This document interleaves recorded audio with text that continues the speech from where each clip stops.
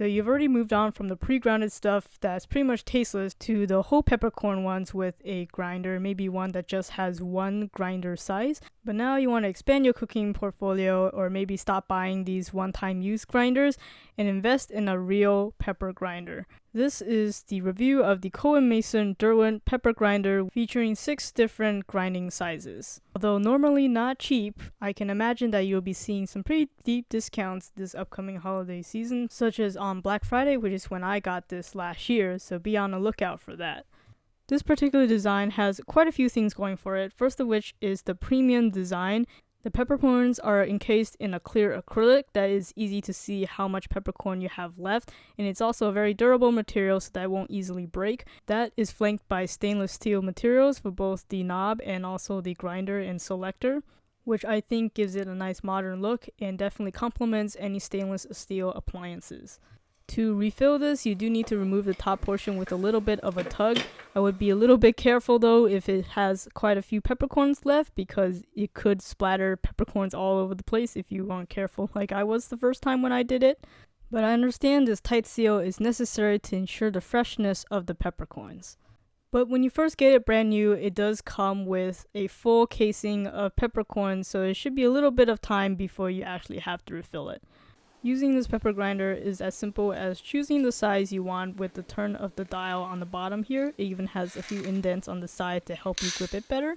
And then you just simply use the top knob to twist, and then you get some nice grounded pepper.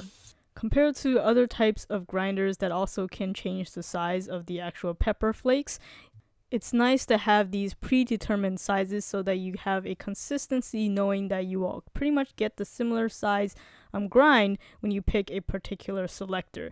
So to kind of give you an idea of what the size differences are between the 6 modes, starting with the most finely grounded, you see the flakes are so small that it's pretty much resembling sand. So this is good for something that you want to dissolve really quickly. You don't want it to be seen in your dish.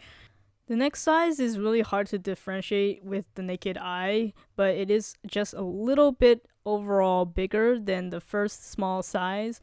And then the third one is the one I use a lot more. It's a little bit bigger, it's not as finely grounded, but it still dissolves really quickly. I like to use this on vegetables so I can still get a lot of flavor, but it's also a little bit noticeable that I did indeed add pepper. The fourth size gets a little bit more chunky. Maybe you can use this more as a garnish more than before cooking. And then the last 2 sizes are pretty big.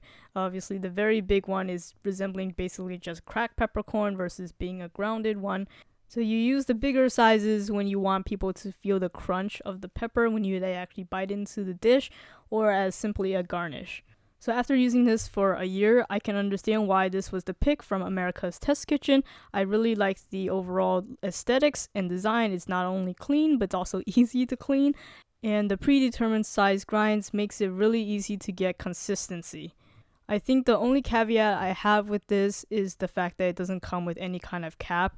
Even the previous one that I've owned with just a single size grinder came with a little lid to prevent any extra flakes from, splattering over the place accidentally. Even if I did my thorough shaking after a grind, if I were to change the grind sizes, inevitably some flakes would still fall through.